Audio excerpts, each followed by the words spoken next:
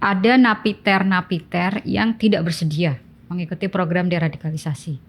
Bahkan dia juga tidak bersedia berinteraksi dengan petugas lapas. Dia ini adalah napi-napi biasanya dikategorikan sebagai hardcore teroris. Kita punya tantangan di program Derad. Yang namanya mengubah belief seseorang itu gak bisa terjadi dalam waktu singkat. Ya, karena belief juga terbentuk dalam waktu lama. Bisa jadi malah kalau kita rubah belief seseorang, itu yang jadi bukannya berubah tapi malah tambah kuat. Fokus dari program Derad itu kayak makan bubur. Ya kalau bubur panas itu kan kalau di tengah panas banget. Kita harus dari pinggir. Nah, pinggirnya apa nih? Tingkatkan dulu dukungan ke NKRI. Apakah Ali Imron atau apakah Umar Pate itu udah nggak akan berjihad lagi? Ya masih berjihad, mau dong, tapi di wilayah konflik misalnya.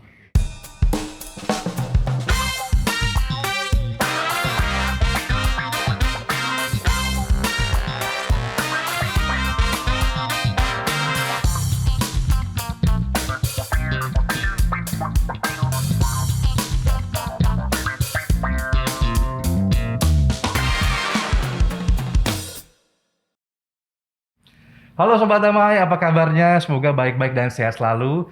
Kembali lagi bersama saya Adam Suryanegara dalam program Podcast Cafe Toleransi.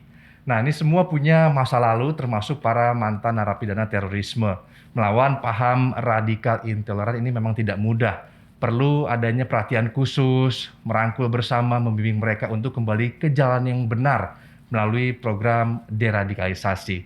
Nah, ini ngomong-ngomong soal program deradikalisasi, saya sudah bersama dengan narasumber yang hadir di sini, yaitu seorang psikologi sosial yakni Dr. Mira Nurmila. Selamat datang. Selamat. Nah, ini saya enaknya manggilnya apa nih? Mbak Mira, terus juga atau Bunda atau Bebek mungkin. Mas Adam, saya panggil Mas Adam aja ya. Boleh Mas Adam. Jadi saya manggilnya saya Mbak. Biasanya kalau di kampus dipanggilnya Mbak Mira, Mbak Mira. Manggil Bu atau Bunda. Bunda biasanya di TK, Mas. Oh, di TK. Oke, baik. Nah, ini saya senang sekali bisa ngobrol sama Mbak Mira karena kan Mbak Mira ini juga fokus gitu ya penelitian terhadap terorisme, ekstremisme, intoleran, dan juga fokus pada kegiatan deradikalisasi, program deradikalisasi di dalam lapas bersama BNPT gitu ya. Nah, ini saya juga mau mengingatkan juga bahwa syuting podcast Cafe Toleransi ini sudah sesuai dengan protokol kesehatan yang ketat, dan juga saya bersama Mbak Mira ini juga sudah melakukan swab antigen dan hasilnya alhamdulillah negatif gitu. Jadi biar bisa kelihatan wajahnya yang cantik dan ganteng, mungkin bisa dibuka maskernya ya Mbak Mira ya. Baik Mbak Mira, ini kita coba langsung aja ya. Ini kan Mbak Mira ini kan aktif gitu ya di program deradikalisasi. Tapi banyak juga masyarakatnya yang belum paham, masih awam. Apa tuh sebenarnya deradikalisasi ini? Bisa dijelaskan Mbak Mira? Deradikalisasi itu sebenarnya adalah programnya itu suatu proses untuk mengembalikan ex narapidana kasus terorisme dalam lapas ya, itu kepada pemikiran yang lebih moderat. Jadi fokusnya memang kalau deradikalisasi itu menggeser pemikiran yang ekstrim kepada pemikiran yang moderat. Jadi kita berfokus pada merubah pemikiran. Pemikiran, tapi bukan berarti dari pemikiran A kepada pemikiran B, tapi lebih pada pemikiran yang tadinya itu ekstrim kepada pemikiran yang lebih moderat, yang lebih ke tengah, yang sesuai dengan norma orang banyak. Oke, baik. Untuk program-programnya sendiri, apa sih program-program deradikalisasi ini dan siapa saja yang terlibat di dalamnya, Mbak? Ya, Kalau deradikalisasi untuk terorisme, itu ada yang narapidana. Yaitu kalau narapidana itu di lapas ya. Atau yang setelah di lapas itu ada yang di luar lapas. Nah, itu juga masih deradikalisasi. Ya, karena apa? Karena sebenarnya yang namanya radikalisasi itu ya terjadinya nggak cuma di lapas tapi juga di luar lapas. Nah, terus juga dia menyasar tidak hanya kelompok khusus dalam hal ini napi terorisme atau ex napi terorisme, tapi juga keluarganya. Baik. Ini kan ya karakteristik orang berbeda-beda gitu ya. Bahkan mungkin ada nggak sih napiter gitu yang tidak mau mengikuti program deradikalisasi gitu? Ya, ini pertanyaan penting, Mas. Jadi ada napiter-napiter yang tidak bersedia mengikuti program deradikalisasi. Bahkan dia juga tidak bersedia berinteraksi dengan petugas lapas.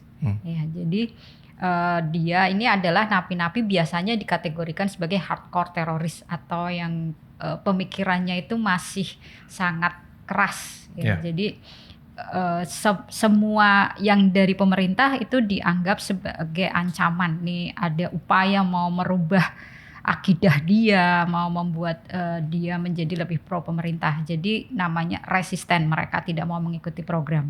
Nah, apa yang dilakukan? Jadi ini pentingnya kita melakukan yang disebut dengan identifikasi untuk mengkategorikan napi-napi sesuai dengan level ideologinya. Jadi kalau mereka yang hardcore tadi itu kita kategorikan sebagai level 1. Nah, yang level 1 ini nanti kita letakkan atau kita tempatkan di penjara khusus. Nah, kemudian ada level 2, 3, sama 4. Nah, ini semua dari identifikasi itu nanti mereka akan ditempatkan sesuai dengan levelnya.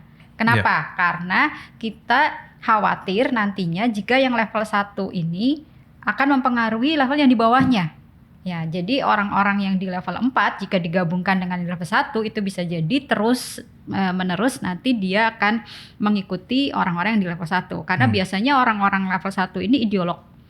Dan mereka adalah orang yang sangat pandai mempengaruhi orang lain. Ya. Nah, jadi ini perlu dipisahkan. Nah, apa yang dilakukan? Yang dilakukan adalah itu istilahnya inkapasitasi.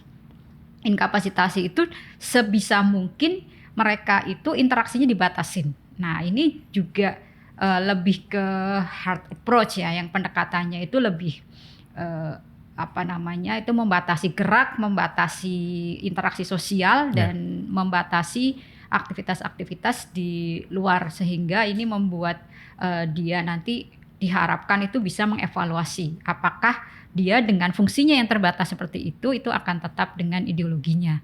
Nah, tapi kalau misalnya yang di level 2-3 biasanya kalau udah dipisahkan nih sama ideolognya, nah kemudian dia berinteraksi dengan orang-orang yang punya pemikiran yang lebih moderat, nah itu biasanya bisa digeser tuh Mas kepada ideologi yang udah lebih ke tengah gitu.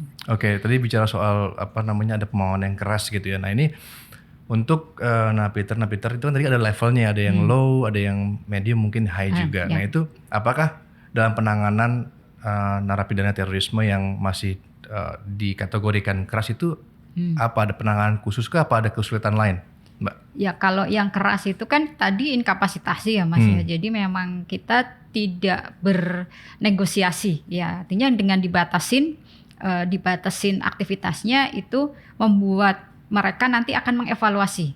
Contoh saja misalnya makanan ya. Makanannya kan juga kita atur sedemikian rupa ya sehingga terus dia tuh merasa tidak puas, dalam arti misalnya tidak puas itu merasa bahwa kalau dia mau makan A nggak bisa, makan B nggak bisa, itu orang tuh lama-lama bisa masalah gitu loh. Nah ini harapan kita adalah dia itu nantinya akan lebih rasional. Kamu mau gitu terus atau enggak? Karena berdasarkan riset memang orang yang kita atur makanan itu bisa mengaruhi emosi dan juga pikiran. Contohnya kenapa kita perlu puasa sih? Nah karena itu akan mempengaruhi secara psikologis dari cara berpikir maupun emosi kita. Nah dari situ satu itu lalu kemudian dengan aturan yang lebih ketat, pembatasan yang lebih ketat ya sehingga nanti mereka akan dievaluasi secara bertahap. Interaksi sosial yang dibatasin itu juga kita bisa bikin psikologis kita agak kurang nyaman karena dia kesal nggak ada yang diajak ngomong ya kan. Kadang tuh mereka ngomong sama tembok atau tidak berinteraksi dengan orang lain sama sekali. Itu kan membuat mereka berpikir kayak saya nggak enak kayak gini, jadi saya ingin melakukan hal yang lain supaya saya lebih dapat kesempatan kayak interaksi dan aktivitas yang membuat dia lebih berfungsi lah. Iya Mbak, ini kan program deradikalisasi ini kan ada yang di dalam lapas, ada juga yang di luar lapas gitu kan. Mungkin sedikit banyak Mbak Mira bisa jelaskan kalau misalkan yang di luar lapas itu seperti apa sih? Ya kalau di luar lapas itu sebenarnya itu lebih pada pendampingan. Ya, karena kalau di luar lapas itu kan biasanya kita melakukan focus group discussion ya. Atau misalnya kalau ada konseling juga ada konseling kelompok, ada konseling individual, atau itu bentuknya workshop. Ya, jadi kenapa? Karena lingkungannya tuh sudah di setting khusus ya, sehingga mereka bisa fokus pada program kita. Tapi kalau di luar lapas itu ada keluarga, ada masyarakat ya. Jadi fokus kita adalah sebenarnya lebih membantu mereka mengembalikan integrasi ke masyarakat. Jadi mereka yang diradikalisasi kemudian menjadi pelaku atau terlibat dalam aksi terorisme itu biasanya orang-orang yang sudah mengalami isolasi dan menjadi eksklusif. Nah, kita harus membuat mereka menjadi lebih inklusif, lebih terintegrasi. Kalau terintegrasi, mereka punya peran di masyarakat, diterima. Nah, mereka itu akan tidak lagi balik ke kelompoknya. Tapi kalau misalnya mereka tidak diterima di masyarakat, yang menerima hanya kelompoknya, dia akan balik ke kelompoknya. Jadi fokus kita adalah membantu mereka menjadi lebih inklusif dan diterima oleh masyarakat. Nah, ini butuh dukungan keluarga juga. Ketika mereka bergabung dengan kelompok ekstremis radikal, keluarga mereka itu kelompoknya. Nah, kadang tuh mereka nggak ingat lagi kalau saya ini bapaknya anak-anak, bahwa saya ini anaknya orang tua saya, bahwa saya suaminya si A dan lain-lain. Dan mereka tinggalin semua. Nah, kalau misalnya ini jadi keluarga satu-satunya, maka apapun yang diminta oleh kelompoknya dia akan ikutin. Nah, dengan mengorbankan keluarga. Nah, makanya penting buat kita untuk mengembalikan mereka itu kembali pada peran-peran yang di dalam keluarga dia juga penting. Nah, keluarga menjadi support sehingga dia punya beberapa validasi atau support system dari sosial yang mendukung, tidak hanya kelompoknya tapi juga ada keluarga, ada masyarakat banyak sehingga peran dia menjadi lebih inklusif. Gitu. Kalau tadi yang soal masih ada level-levelnya nih Mbak, bisa dijelaskan level 1 seperti apa, terus level 2 sampai tingkat yang paling masih rendah mungkin. Ya, kalau yang nomor 1 itu kan hardcore, itu ideolog dan pemimpin biasanya.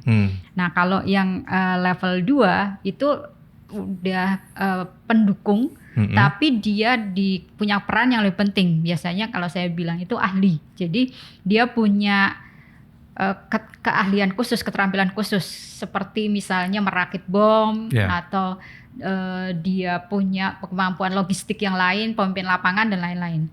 Nah, yang ketiga ini pendukung juga, tapi dia secara peran itu tidak terlalu dominan ya. Jadi, tapi dia pendukung secara ideologi masih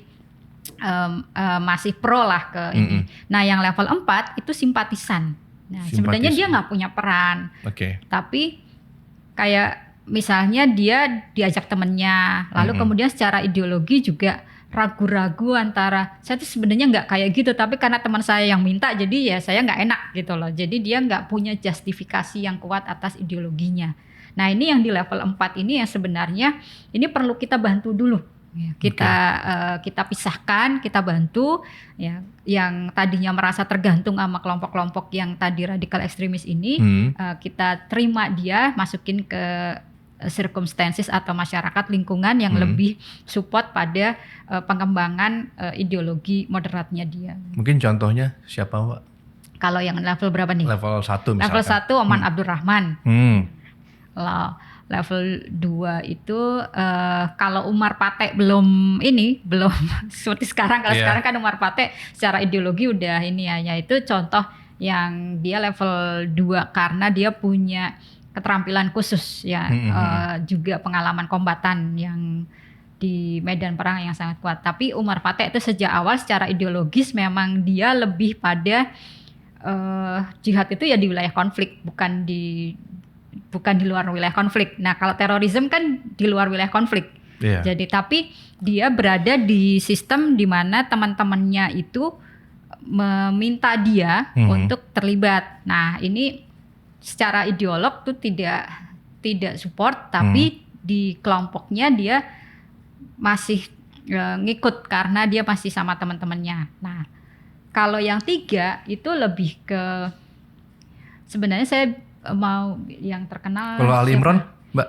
Ali Imran 2 ya. Ya, dia punya kemampuan lapangan yang penting juga. Tapi kalau sekarang udah nggak 2 lagi. Ya, tapi kalau dulu awalnya, kalau sekarang Ali Imran udah 4 kali. Udah empat ya. Oke. Umar Patek juga udah 4 Udah 4 gitu. ya. Yang secara ideologi udah bergeser, udah enggak ke support ideologi terorisme lagi. Tapi justru yang istilahnya mereka itu pelaku, justru yang pelaku pengeboman besar, bom Bali, bom mana dan sebagainya macamnya ini justru kok lebih mudah gitu ya balik lagi ke NKRI dibandingkan yang lainnya gitu.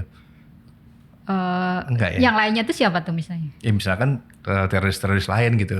Contohnya kan Umar Patek juga lumayan pelaku, Ali Imron juga, tapi mereka sekarang udah cepat untuk turun ke level 4 misalkan. Nah itu apa? Apakah paham mereka sudah bergeser, sudah ada penyesalan dan sebagainya macamnya? Ya ini juga pertanyaan penting nih Mas. Jadi sebenarnya program Derat itu, kita punya tantangan di program Derat. Yang namanya mengubah belief seseorang itu nggak bisa terjadi dalam waktu singkat, ya karena belief juga terbentuk dalam waktu lama.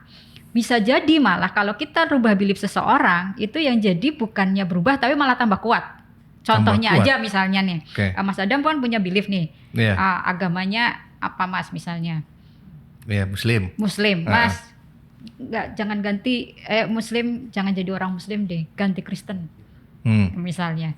Yang ada akan kenapa Mbak misalnya karena Kristen kan kayak gini-gini, oke saya pindah Kristen, kan nggak mungkin kayak gitu. Iya benar ya. Atau misalnya nih kayak yang terjadi Muslimnya NU, nah terus didatengin lah ini sama Ustadz dari Muhammadiyah atau yang lain, jangan NU tuh, Muhammadiyah aja, bakalan pindah nggak misalnya?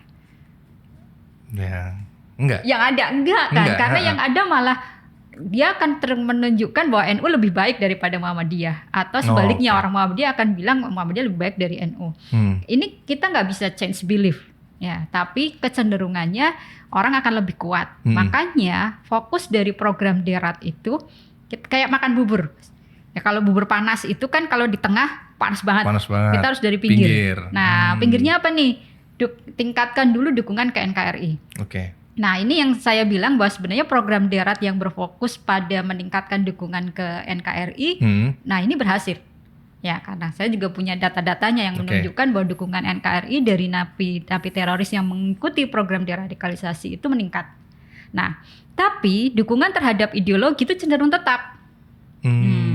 Cenderung tetap dia. Nah, tapi saya menguji model-model teoritisnya nih Mas, kalau dari hasil-hasil analisis yang kita lakukan, nantinya dukungan terhadap NKRI itu akan berkorelasi pada penurunan dukungan ideologi terorisme itu sendiri. Nah, jadi kita nggak langsung mengubah ideologinya, tapi meningkatkan dukungan terhadap NKRI-nya, lalu kemudian in the long run dia akan mengoreksi secara internal. Ya apakah ideologinya yang ekstrim itu masih bisa terus bertahan atau tidak? Karena kalau kita mau mengevaluasi belief kita itu harus dari orang dalam. Kenapa juga ex-napi teroris itu banyak digunakan di program Derat. Mantan-mantan ex-napi teroris atau mantan-mantan anggota misalnya Jamaah Islamiyah itu banyak juga digunakan dalam program Derat. Karena mereka mengevaluasi dari dalam. Tapi kalau misalnya didatangkan Quraisy Shihab misalnya, yang jelas nggak pro terorisme, didatangin ke orang-orang terorisme, dia bilang ya ini siapa? Nggak kena gitu nggak masuk nggak gitu. Masuk ya? Ya makanya dia harus dievaluasi dari dalam. Kalau ada dari orang-orang dalam yang melakukan evaluasi dan menganggap bahwa kita harus berubah, nah itu baru. Tapi kalau misalnya saya datang, cara beragamanya salah nih, nah kamu siapa? Memangnya saya harus nurut kamu gitu enggak? Tapi kalau misalnya yang datang Ustadz Sofyan Sauri atau misalnya Ali Imron, ada juga Nasir Abbas, kan dipandang sebagai orang yang tahu. Nah itu pun kan kalau yang nggak mau berubah dia tetap ada alasan aja. Antum udah futur gitu lah, dianggap udah keluar, nggak mau didengerin karena udah dianggap orang luar. Tapi kalau misalnya dianggap sebagai orang dalam baru bisa. Jadi itu yang kenapa mereka kemudian yang dukungan NKRI-nya itu akan lebih terlihat dibandingkan misalnya kita berhasil nggak merubah ideologi jihadnya. Katakanlah misalnya, apakah Ali Imron atau apakah Umar Patek itu udah nggak akan berjihad lagi? Ya masih berjihad, mau dong, tapi di wilayah konflik misalnya. Tapi lebih rasional. Kalau nggak ada ya nggak nyari-nyari. ya nggak terus bikin-bikin ya. Bikin-bikin. Atau kalau misalnya memang jadi semangatnya untuk berjihad itu masih ada, karena jihad itu sendiri kan ya memang di dalam agama Islam itu perintah ya, di mana pahalanya, rewardnya dari Allah itu tinggi dan itu dianggap sebagai sakral gitu ya. Jadi nggak bisa kalau udah nggak usah berjihad, jihad itu bikin Islam jadi ini, itu nggak akan berubah. Jadi pahaman jihadnya tetap bahwa jihad itu sebagai ibadah yang tinggi gitu loh. Oke. Baik, kalau misalkan terkait dengan residivis terorisme di Indonesia gitu ya, banyak terjadi penolakan terhadap mereka juga. Nah itu apa penyebabnya gitu? Apakah memang bisa faktor ekonomi atau bahkan mereka itu memiliki paham takfiri? Ya, jadi kalau dari napi teroris ketika mau bebas itu hampir semua yang saya amati di pusat deradikalisasi itu dia malah ragu-ragu ya, kemudian jadi nggak terlalu bersemangat kalau dia belum punya rencana. Jadi dia selalu punya ketakutan nanti tidak diterima oleh masyarakat, atau dia ketakutan akan stigma negatif di masyarakat. Apa bisa saya punya pekerjaan? Apa bisa nanti masyarakat menerima gitu saya? Tidak lagi mengkait-kaitkan saya dengan teroris nanti. Jadi itu menghantui memang, membuat mereka gelisah. Nah, di program deradikalisasi di pusat deradikalisasi di Sentul itu ini kita antisipasi ya, jangan sampai jadi dulu nih awal-awal Mas kita kasih tahu nih kan, nanti kira-kira kalau sudah bebas rencananya apa. Nah nanti kan kita mau bantu gimana cara nyusun rencana gitu kan. Itu awalnya bilang udah yang penting keluarin aja dulu deh Bu, nanti mah gampang kalau udah keluar gitu kan. Nah nanti kalau kayak gitu ntar masuk lagi loh, saya bilang orang dulu aja udah di luar aja masuk gitu kan. Jadi kita perlu ada rencana gitu kan.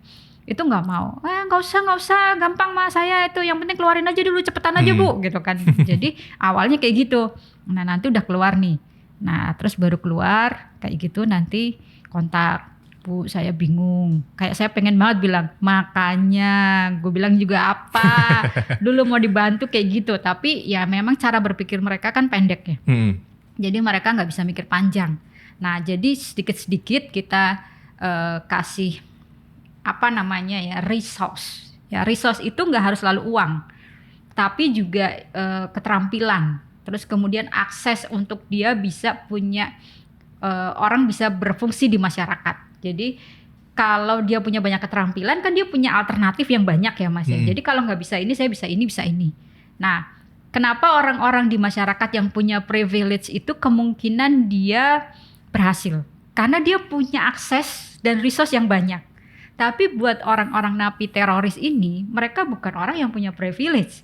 Bahkan malah dia punya handicap dalam hal ini ya, stigma dan lain-lain tadi. Makanya ini perlu banget dibantu dia supaya dapat akses dan dia punya resource. Nah, di program itu kayak misalnya kalau kamu nggak bisa ini, kamu bisa ini. Nah, kita di pusat deradikalisasi itu ada yang namanya, kalau saya bilangnya PR ya, tapi sebenarnya itu intervensi. Ya, intervensinya itu kayak setiap hari dia membuat target kayak tujuan. Seminggu ini kamu mau ngapain? Lalu kemudian setiap harinya untuk mencapai tujuan itu apa? Kumpulin, dievaluasi. Terus ini untuk melatih aja kita terbiasa berpikir dengan perencanaan. Nah, kalau targetnya terpenuhi nggak? Itu juga bisa memberikan sense efficacy. Self efficacy itu rasa mampu. Oh, kalau saya berusaha, saya bisa loh. Nah itu juga penting, jadi dia nggak harus tergantung sama orang. Kamu bisa kok rencanain sendiri, ya targetin sendiri, tahu bagaimana cara mencapai targetnya, itu bisa. Nah hal-hal seperti ini tuh kita lakukan untuk kemudian ketika dia keluar itu bisa lebih nggak tergantung sama orang, nggak nyalahin orang, tapi dia juga berusaha. Di satu sisi masyarakatnya sendiri itu gimana? Kan itu tadi ya pertanyaannya. Nah memang kalau di Pusderat ya berdasarkan pengalaman kita juga ya, awal-awalnya itu kan kita juga sering dapat kabar misalnya saya susah mencari pekerjaan, saya susah dapat ngurus ini itu. Nah itu lalu kemudian kita antisipasi. Nah ini pentingnya evaluasi program terus-menerus, karena kalau kita program itu kita evaluasi terus-menerus, lama-lama menjadi meningkat berdasarkan kasus yang kita hadapin. Nah, jadi sebelum mereka keluar, nah kita siapkan dulu nih. Kita kontak orang-orang di lingkungan sekitar tempat tinggalnya.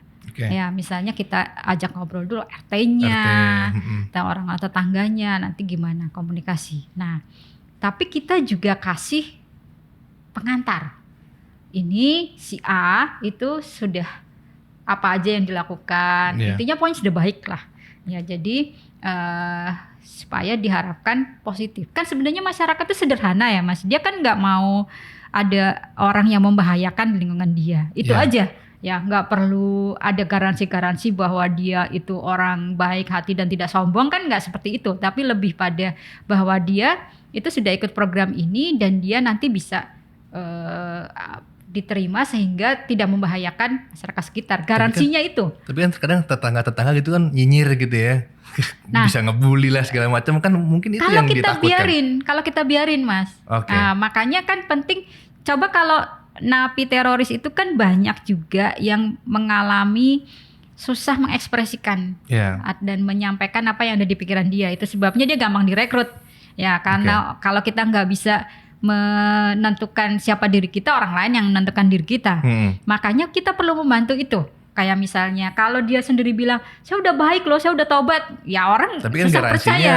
Iya, tapi kalau misalnya yang bilang itu misalnya dari otoritas di BNPT atau misalnya di Densus, ya kemudian beberapa lembaga yang memberi rekomendasi jadi kayak dia udah baik dan dia bisa melakukan ini, tolong dibantu yang gini. Artinya itu perlu intervensi. Tapi kalau dibiarin ya seperti tadi, dia kayak di rimba belantara, dia harus survei sendiri, orang dia diceburin juga gitu ya, tanpa ada pengawasan, akhirnya ditarik lagi sama kelompoknya. Itu kita lakukan, dan terus kita ada konseling individu, lalu kemudian ada silaturahmi, menanyakan misalnya kebutuhan, kendalanya apa, butuhannya apa, khusus terkait dengan integrasi. Fungsi dia harus berfungsi di dalam masyarakat. Baik. Secara inklusif gitu. Salah kita memencet tombol, yang ada adalah jumlah martirnya itu jadi semakin banyak, bukan semakin berkurang. Iya, betul. Nah, ini yang sebenarnya perlu disadari di program Derat itu sendiri, pentingnya kita melakukan evaluasi sama pengukuran. Nah, tapi kalau misalnya kita mengharapkan keberhasilannya yang seperti tidak ada lagi residivism dan lain-lain, itu angka kita sih sebenarnya dibandingin Saudi aja tuh tinggi yang udah kayak gitu ya. Tapi itu dianggap berhasil ya dibandingin Indonesia misalnya. Dan kita punya banyak, walaupun ada banyak beberapa hal dan perlu kita perbaiki, saya setuju itu ya. Memang harus. Ya, kalau enggak saya juga sering lihat data tuh kaget-kaget sendiri loh. Ini kok turun lagi gitu loh. Jadi kita ada data ini, apa yang harus saya lakukan atau yang harus kita lakukan untuk mengevaluasinya, itu harus terus dilakukan. Terus ya. Mbak Mira, ini kan selama menjalankan program Derat gitu ya, ada gak sih pengalaman kejadian yang mungkin berkesan, lucu atau bahkan menakutkan gitu? saya mau ngomong jujur aja ya Mas ya. Jadi awal-awal dulu tuh saya sekitar tahun 2000, bom Bali itu berapa? 2001 ya. Itu saya kan ketemu sama Imam Samudra, Amrozi, Ali Gufron ya. Langsung tatap muka ya? Iya, ketemu karena waktu itu adalah riset awal saya di disertasi bom Bali ini. Kerjaannya ya itulah sama tim pembela Muslim, jengukin Amrozi, CS itu kan, ngobrol langsung mereka.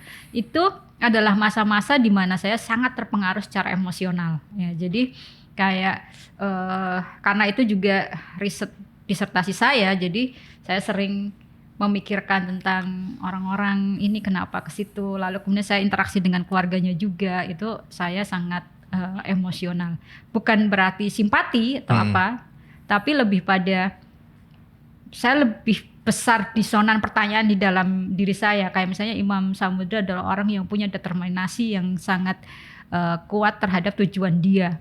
Tapi kenapa arahnya ke situ gitu misalnya. Ini apa yang kenapa nggak ke tempat yang lain tapi ke situ. Atau ketika saya banyak berdiskusi dengan orang-orang JI yang lulusannya itu nggak perguruan tinggi, S2, S3 enggak, tapi cara berpikirnya itu sangat, menurut saya wawasannya sangat luas. Saya pikir, oh ini kalau banyak orang pinter kayak gini bagus, tapi kok arahnya kenapa ke situ? Nah itu sering jadi pikiran saya. Tapi kemudian setelah lulus dan kemudian saya banyak melakukan, alhamdulillah dapat kesempatan melakukan intervensi, menguji sendiri teori saya yang kayaknya teori itu masih jauh dari yang namanya praktek. Lalu kemudian saya punya kesempatan mengupdate lagi dan bertemu dengan udah ratusan narapidana terorisme, mulai dari yang di kafir-kafirin sampai yang kemudian dibilang terima kasih karena sudah membantu. Kalau saya terus emosi saya terlibat, Mas, mungkin saya udah kabur dari ini program darat ini karena gitu, itu benar-benar menguras emosi dan pikiran bahkan tenaga ya. Karena misalnya kayak saya pernah, Mas, waktu itu di satu lapas. Adu argumen, adu debat gitu. Udah biasa. Sedikit terpengaruh. Kalau secara ideologi enggak, mungkin saya sama ekstrimnya tapi di sisi yang lain gitu kan. Karena dari awal saya sudah tahu konsekuensinya. Kalau saya nggak punya posisi saya itu akan dengan mudah. Karena saya beberapa kali bawa asisten misalnya, itu ada yang benar-benar kayak keren banget Bu itu gitu kan. Jadi kayak saya juga pengen tuh punya suami kayak itu. Nah kayak gitu-gitu yang kayak habis itu ada yang minta malah minta petuah ustadznya gitu. Terus dalam hati saya ini gimana sih, karena minta mereka nikah tadi. ada yang jadi ada ya bukan minta nikah sama dia tapi lebih pengen kan punya suami kayak gitu keren gini-gini. Nah jadi mereka emang karismatik saya nggak pernah mau foto sama mereka gitu kan. Kemudian juga saya lebih tertarik pada cara berpikir mereka yang memperkaya pengalaman saya aja tentang pengetahuan terhadap orang lain. Kalau saya sih mikirnya kayak gitu. Nah tapi kalau misalnya dimarah-marahin itu juga pernah, disuruh-suruh juga pernah, Mas. Udah jauh-jauh naik pesawat datang ke tempat terus ini adalah ibadah saya nggak mau ngomong gini-gini. Ya udah nggak apa-apa. Terus pernah juga masuk nggak diancam gitu loh, kalau nggak pergi ini akan terjadi sesuatu. Terus saya nekat masuk ke selnya sama Densus, ternyata di dalam orangnya ngeri-ngeri gitu juga pernah. Jadi itu di teror gitu juga pernah? Di teror di HP gitu maksudnya. Yang ada sih mah itu dirayu kayak. Di telepon dirayu gitu ya gombal juga. Ya tapi saya nggak suka sih kalau misalnya udah mulai, karena saya juga perlu menjaga mereka harus hormat. Kalau sebagai intervensionis, satu saya harus punya otoritas ke mereka. Jadi apalagi kalau misalnya sama anak-anak kita harus otoritatif ya. Jadi otoriter tapi yang positif gitu loh, yang mengarahkan. Karena mereka terbiasa diarahin. Kalau dikasih pendekatan yang demokratis mereka nggak bisa gitu loh. Jadi for some extent tuh kita harus bersikap tegas dan mengarahkan harus kemana. Dan itu butuh orang yang punya integritas dan bisa menjaga selalu konsistensinya. Jadi saya nggak mau mereka memperlakukan saya tuh suka-suka mereka sendiri. Ya jadi saya juga kalau terlalu terlibat secara emosional itu nggak bagus buat kesejahteraan psikologi saya gitu. Jadi ya saya seringnya menjalin relasi baik dengan kayak sama Ali Imron, Bang Umar Pate itu dan lain-lain banyak itu. Secara interpersonal itu baik gitu loh. Tapi ya kita tahu batas-batasnya lah. Tuh kalau misalnya sama Pak Ali itu dulu saya kalau di selnya itu sampai sore berhari-hari. Tapi yang lucu itu pernah sampai dibilang, "Ibu istrinya Pak Ali ya?" Waduh, salah. Gitu. Karena siapa namanya polisinya itu habis tiap hari gitu tiap ya. Tiap hari dan lama gitu kan sampai dibilang kayak gitu. Nah, jadi hal-hal seperti itu saya sadari konsekuensinya dan ya posisi saya sebagai siapa gitu kan. Saya sebagai peneliti, saya juga sebagai intervensionis di sini. Itu tugasnya adalah membantu. Kalau saya capek ya, atau kadang kan capek nih Mas, apalagi kalau yang bikin sering tuh kalau misalnya kita lakuin konseling kelompok Mas. konseling kelompok di situ kita biasanya melakukan evaluasi. Satu-satu gitu didengerin, merespon satu, capek banget. Itu kalau saya udah capek, nanti saya off. Kebetulan saya kan punya tim kan, saya nggak mau wawancara siapa-siapa, nggak mau ikut terlibat di intervensi. Itu kalau udah cukup, saya ngerasa udah fresh lagi, saya terlibat lagi. Oke. Gitu. Baik Mbak Mira, ini kan kita udah banyak ngobrol nih. Belum pas rasanya jika gak nyobain kopi khasnya Cafe Toleransi. Oke. Nah, Ini kopi. minum dulu dong. Oke, Iya, ini oke. kopinya. Makasih, Mas. Makasih. Mantap ya kan. Mantap, Mira, mantap. Mbak Mira kan di sekolah psikologi sosial gitu ya. Kalau misalkan Mbak Mira misalkan ngeliat saya gitu ya. Dari cara ngomongnya, cara interaksinya. Kira-kira bisa menggait hati wanita nggak? Coba lihat mata saya nih. Kayaknya sih. Enggak ya? Ntar nyaman lagi Mbak Mira. Atau ada banyak beleknya mungkin? Kayaknya udah berhasil menggait banyak juga nih. Aduh, ketahuan. Jangan dibuka dong Mbak. Tapi itulah Mas, saya itu kalau misalnya dibilang dosen di mana psikologi itu. Ibu atau Mbak tahu nggak saya orangnya gimana? Iya, Namanya saya pasti kan dukun. gitu ya? Enggak ya? Terus kalau Kan misalnya minumnya kopi, dukun dong. Enggak, beda ya? Terus kalau misalnya saya bilang pasti Bapak ini atau Mas ini pasti kalau lagi sedih nangis, kalau lagi seneng ketawa. Kok Ibu tahu? Iya semua orang juga tahu. Artinya maksudnya adalah psikologi seperti juga tadi darat tadi ya Mas ya, itu ilmu gitu, sains. Jadi yang dasarnya adalah observasi dan data. Kalau kita tidak punya cukup data dan observasi yang sistematis memadai untuk dianalisa, kita nggak bisa nentuin dia orangnya seperti apa atau misalnya teroris ini seperti apa. Iya, Mbak Mira, ini saya juga pernah baca juga artikel gitu yang Mbak Mira tulis mengenai Umar Patek terpidana bom Bali. Dan dia mengatakan bahwa kenapa saya tidak ditanya tentang penembakan di Masjid Selandia Baru gitu kan. Kenapa justru saya ditanya tentang pengeboman gereja di Sri Lanka. Nah itu apa itu maksudnya dan tanggapannya? Ya itu waktu itu pas banget tuh pas saya lagi silaturahmi ke Porong ya ketemu sama Umar Patek ngomong-ngomong tentang Marawi kan lama di Filipina ya waktu itu. Pas banget pas habis peristiwa Selandia Baru itu. Nah Bang Umar Patek nih apa tuh namanya, dengan menurut saya sih itu karena simpatinya yang besar terhadap orang-orang Islam itu, bilang kenapa mereka nih orang nggak punya perasaan atau empatinya tuh di mana, kenapa kalau orang Islam yang diserang ya itu semangat banget mencari informasi, mau nyalahin gitu lah. Tapi ketika kalau orang asing yang diserang nih, tapi kalau orang Islam yang diserang itu kok sepi, nggak ada yang tanya ke dia gitu loh. Nah ini kan sebenarnya yang namanya ekstremisme, terorisme itu memang dilakukan oleh semua agama apapun ya, itu dalam sejarahnya memang menggunakan strategi terorisme, bukan hanya Islam gitu loh. Apalagi sekarang itu kalau kita lihat tren globalnya itu far right ekstremis itu naik, trennya naik ya.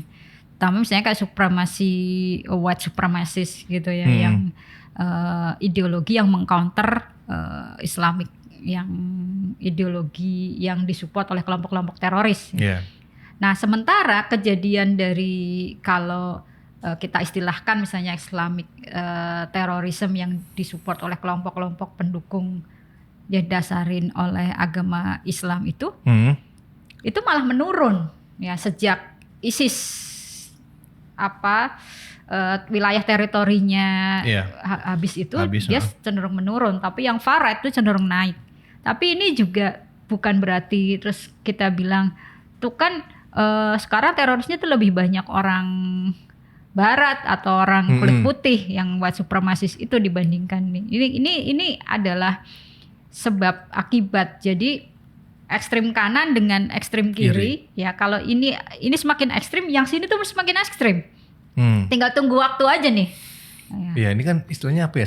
Mungkin saling benci kali ya. Mungkin melihat mereka juga pernah diserang, terus mungkin dia juga terpengaruh dan balik meneror juga. Mungkin seperti itu kan, Mbak. Emang teror selalu dibalas teror, Mas. Emang gitu. Karena kalau satu spektrum kan ideologi itu kan ada kiri ada kanan. Satu spektrum yang lain itu menguat, di sininya pasti akan tambah menguat. Itu kan kayak dialektik. Jadi kalau di sana semakin kuat, di sini juga semakin kuat. Di sana menyerang, ini akan menguatkan. Di sini juga akan menyerang. Jadi itu resentment balas-balasan aja. Jadi kalau belum ya itu tinggal tunggu waktunya aja. Ini kalau misalnya dari kelompok kanan itu sekarang si orang kulit putih yang far-right dan supremasis itu terus menyerang Islam, ini juga akan meningkatkan lagi nanti kelompok yang Islamnya juga yang tadinya sudah menurun itu akan menguat lagi. Jadi hal-hal seperti ini tuh ya udah menjadi hukum alamnya lah ya. Jadi memang kita perlu menarik ke tengah ya, bukan membuat semakin ekstrim ya orang-orang di posisi ideologi yang bertentangan tadi. Baik, Mbak Mira, ini terakhir mungkin ya ini. Apa sih harapan dari Mbak Mira sendiri terkait program deradikalisasi dan juga mitra deradikasi? Saya sih harapan mungkin sebagai ini juga ya peneliti dan juga intervensionis ya di bidang psikologi yang fokus pada deradikalisasi. Harapan saya sebenarnya adalah terus program Derat itu dievaluasi melalui pengukuran secara berkesinambungan, terstruktur, terukur yang berkesinambungan ya. Jadi sudah banyak kok yang kita lakukan, jadi dan sudah kita capai gitu. Jadi kita nggak perlu terus mengganti-ganti program mulai dari awal lagi gitu loh. Tapi kalau kita punya catatan atau pengukuran dokumen yang terstruktur, terukur dengan baik, ini bisa membuat program ini terus diimprove ya, kapanpun oleh siapapun ya. Tapi yang penting ini adalah kerja orang banyak dan ini kerja estafet harusnya, bukan kerjanya si A atau kerjanya si B lalu kemudian saling